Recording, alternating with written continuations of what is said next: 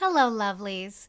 Welcome to this episode of Lessons from the Universe with Jennifer Hall. I look forward to sharing my channeled message with you today, and if you love it, please remember to like, share, review, and subscribe. Today, we're going to embark on a journey. Those of you who've been following the podcast for a while know that I am really into metaphysics.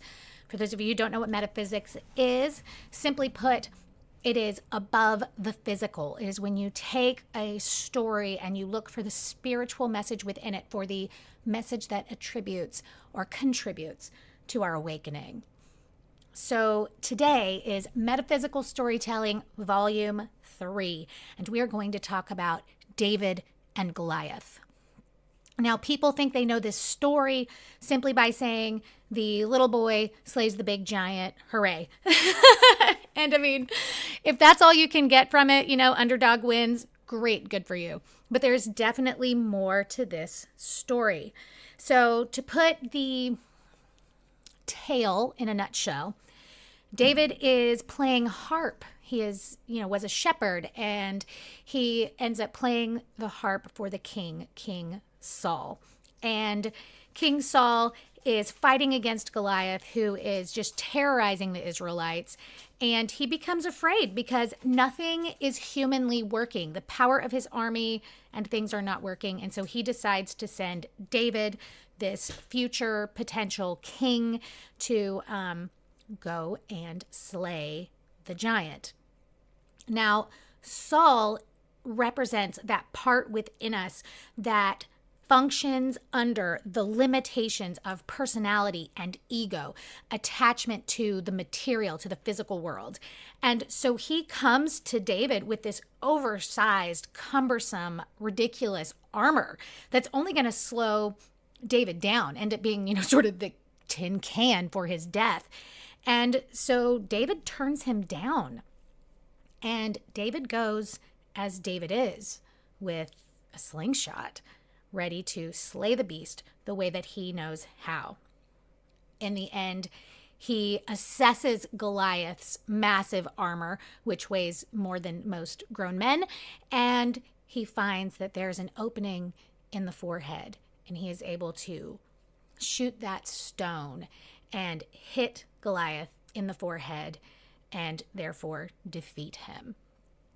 Now, this is an interesting story in and of itself when we think about the power to sort of run over a giant, right? Like, it's not always about how big we are, how strong we are, how old we are, how smart, how rich, how whatever. But when we get to the metaphysics of this story, there is so much more. So Goliath represents our error thoughts, all of the bullshit that's going on within our heads, the things some of you have heard me call the chattering monkeys. Also, our old beliefs, our training, our enculturalization. And this is different for each of us. It is a bully and boastful of its power. The tendency is to try to run this over the way that Saul would, to just push against it, to ignore it, to cram it down. This does not work. We need the power of David, the power of love and empathy to overcome it. David decides to use his own strengths. He utilizes the power of his words, of denials and affirmations, and he overcomes the giant within his own human mind. He is fearless against the giant, just as we must be. As we awaken, the ugly, the old, the bullshit comes to the surface. Our error thinking, the enculturalization of our parents, of our culture, of our religion, everything that we have ever been taught or believe comes bubbling up, and so often it is error. And if we let that giant frighten us, we will lose. When we do our work, when we call upon higher self to guide us, when we align with what feels true and we speak the truth, when we deny the old, antiquated bullshit and remind ourselves when we affirm the truth, our vibration changes.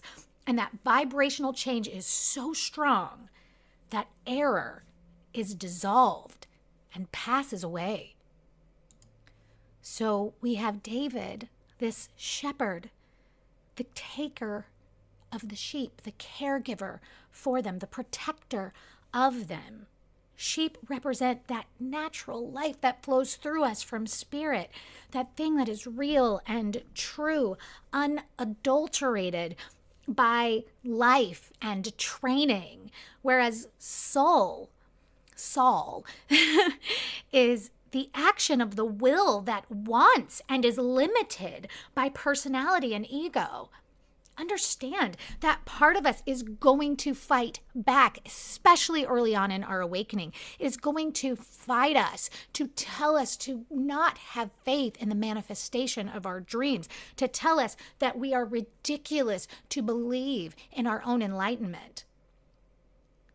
We must overcome this. The overcoming of Goliath by David represents our spiritual mastery over the material world, our spiritual mastery after our own fear of our own wrong thinking. It is the war between the head and the heart, between our personal will and divine love. It is a battle for control of our joy, control of our thoughts, control of our destiny. What David has that is bigger and stronger than everyone else who has tried to defeat Goliath before him is consistency, faithfulness, and steadfastness. We are not going to crush the giant the very first day.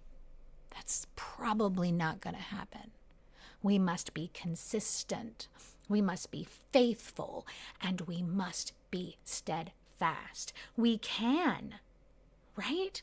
We must recognize how ridiculous it is. And you've heard me say we should laugh at ourselves. We should laugh. We should laugh at Goliath when he parades himself in front of us, bragging about his power and making threats. We should laugh at our momentary loss of self-control where we allow ourselves to drown in the pit created by his nasty footprints. Because all of that parading hides weakness, insecurity, and fear. And ladies and gentlemen, remember what fear is. Think about the words F-E-A-R, false evidence appearing real. False experiences appearing real when they are not. They're just a scared beast wearing armor, showing a weakness that we can exploit. We can say, I see you, you giant freaking beast. I see you. I recognize why you are here, and I see why you frighten so many people. But you are not real. You are not true. The truth is, I am a being of higher consciousness here on this earth, having a human experience. And when I tap into the center of my forehead, to my third eye, I shatter all of the human disgrace, dis-ease, distrust, and I allow spirit to flow in through the crown of my head to connect with me right in the center of that third eye so that I can walk this earth led by both this human body and spiritual wisdom, direction, and courage. Goliath relied on his armor, the protective power of material protection. People do this, the protection of money, the protection of success. I just spoke to someone yesterday. She has an unbelievable life. Everything is fantastic. But she says to me, I'll be happy when all of this is settled. And yet the success that she is having, the steps, the experiences, the encounters that she is having as she creates this vision that she had that is so unbelievably close to fruition should be her joy. David didn't need armor. He trusted divine intelligence. This allowed David to see the weakness in Goliath's armor, the weakness in the material, egoic bullshit. And he found that spot and he took those 5 smooth stones. 5 of them. 5. Let me tell you what those 5 stones represent. The first is faith. Faith that there is more to life than material bullshit. Faith that there is more to life than what we've been taught, than what it says in any religious setting, than anything that is limiting. Faith in the truth that we can overcome the Goliaths within our own mind. The second stone is obedience. Not obedience to some dogma or doctrine, obedience to the truth within ourselves, that when we know it is wrong and we should tell it, no, you are not true, that we will do it, that we will deny the error and replace it with the truth. The third is service. Now, literal service, to be able to go into the world and give back is amazing. But I think it's important to recognize what it says in AA. I can thank my client Scott for sharing this with me. They don't require you to be of service. They require you to be fit for service. Think about that for a minute. Fit for service. To live a life that is an example to other people. To not be a hypocrite. To hold yourself accountable for what you know is true. David did this by leaving Saul's armor behind when he went to defeat the giant. The fourth is prayer. Remember that prayer is denial and affirmation. Jesus said we pray without ceasing. What do we do without ceasing? We think. When we are cognizant, when we make sure that we are caring for our thoughts, that we are denying the beasts and affirming the beautiful, angelic thoughts. Be clear. You hear me. I curse. I laugh. It doesn't mean we're saints. We're here to have a human experience, right? It means that we do not let the Goliaths of our mind, of our culture, of our religion, of our whatever, of the freaking government, of the news. We don't let the Goliaths bully us into submission. And the fifth is alignment to higher self. Being who we came here to be, and slaying any Goliath that tries to get in the way. He takes those 5 smooth stones and a slingshot. That slingshot represents a mindset of commitment to destroying error thoughts, error thinking, old beliefs, old bullshit, materialism, ego, whatever. And he hits him right in the forehead. Boom. The beast is dead. Now, he had 5 stones. There certainly is probably a part of the story where he misses a few times. Okay? We might miss a few times. That's where determination comes in. That's where the obedience and dedication come in. I will continue to try until I win. We must have boldness, courage, fearlessness. We demonstrate the truth. Spiritual thoughts, when they are held in mind and when we are determined for them to take root, they will face off against and defeat any beast. And if we fail, we try again. David had some confidence. He had some experience. He'd been dealing with Saul for a long time. These two had a history, and it wasn't pretty, right? David actually had a lot of opportunities to kill Saul, but he didn't. He decided that he would, leave that up to highest good, right? In the story it says in the hands of God, but that is highest good. I mean, when we pray for someone's highest good, when we wish highest good for those who have harmed us, they either learn or they pay with the karma of experience, with the multiple attempts of the universe to teach them. And as they fail, the lessons get harder and harder. Ultimately, Saul fell in battle. And David ruled, right? But before all this happened, David had already slain the lion. This lion came and ate all his sheep, right? He killed that lion, right? Lion represents the determination of ego to destroy our righteousness, right? The lion destroyed the sheep. The human thinking came and ripped apart his early beliefs in higher self. And through his determination and will, commitment, faithfulness, he killed the lion. All of Goliath's power came from his ability to instill fear. He instilled so much fear within the Israelites that they thought there was nothing they could do. Recognize, okay?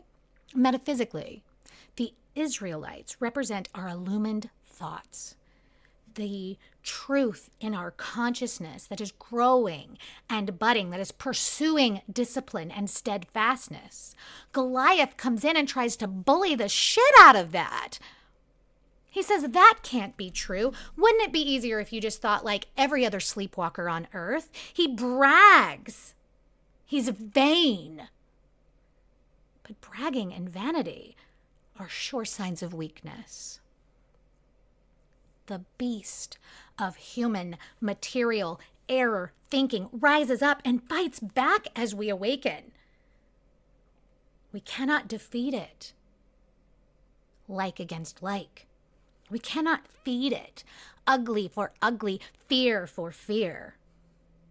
We defeat the beast with truth, with wisdom, inspiration, and empathy. We must say, I understand why you're here. I know where you're coming from. I recognize your beliefs and your experience. I appreciate that this feels real, but it is not. It is false. It is not mine. And then we replace it with the truth, the real. We fill the whole of his giant footprint so that we can then walk across it without tripping. Saul depended on material, outer world protection. So when Goliath didn't fall, he gave up in despair. It takes the power of love. It takes the power of David, the understanding, the empathy, and the steadfast fight against bullshit. We will overcome in our words and in our thoughts. We will overcome. We will defeat the beast, the king within us who has strived all along to depend on the material world will fall in the battle, and we will rule. In the story, David ruled for 40 years. In biblical terms, 40 is always a number of completeness. And in spiritual terms, it is cleansing, preparation, and goodwill. With our faith and determination, with steadfastness, which, for those of you who don't know, is a key principle within Egyptian religion, steadfastness. With that, we will defeat the beast, and we will walk this earth peaceful and enlightened.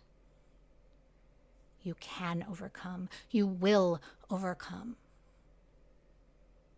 Never give up. Never surrender. Fight ugly with beauty, fear with love, and choose joy every step along the way. You will want to remember what this battle was like. You will want to remember the attitude that you held. Keep that head up high. The beast is just a scared child hiding inside of a tin can. There are cracks in the armor. You will find them, and you will grow. You will open the doors to each level of awakening as is fit for you in perfect time. Until next time, beloved, namaste. Hi, my name is Connie, and I wanted to tell you a little bit of my experience and my relationship with Jennifer. When I first met Jennifer, it was a very emotional and intense meeting. That day when I had walked in the door, I could feel this charge of emotion and care and kindness. It was nothing short of amazing. Also that day, I had received something that I never thought I would ever get. It changed my life, literally. Or that day, when I left, I was a changed person. I had a new outlook on life. I was happier. I felt lighter. It was something I will always be grateful for. Since then, our relationship has changed. It's become one of the most incredible. I'm fighting for the words because I don't know if I can find the words that are big enough to express how much it means to me. Excuse me, I'm getting a little verklempt. The things that I've learned about myself, about the world around me, about my spirituality has been priceless, and the level of gratitude I have in regards to that is just immeasurable. I don't know how I would go on if this relationship wasn't in my life, but I know that I've learned so much that I would be able to go on. So I'm grateful for that too. I became a patron of the podcast because it gave me the opportunity to support and nurture something that nurtures my spirituality and me growing as a person and becoming my best self.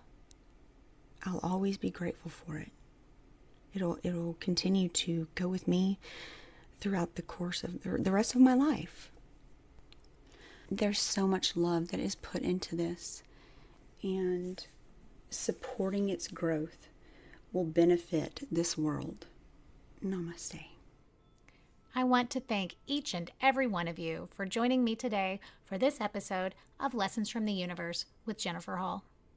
If you haven't already, come out and find me on social media, and if you're inspired by the podcast, please consider clicking that little green patron button at the top of the screen. Here, you can help keep us growing and flowing, and you can gain access to what I call Jen in real life. That is patron-only content. If you're wanting to learn more, I recently introduced educational sessions specifically to address people's questions that come up around the podcast. These are the only sessions available to new clients, and you can find details in the About section of my Facebook page. I want to send each of you light and love, clarity and wisdom, and know that whether you realize it or not, there's a little brunette with a podcast who's got your back. Until next time, beloved, Namaste.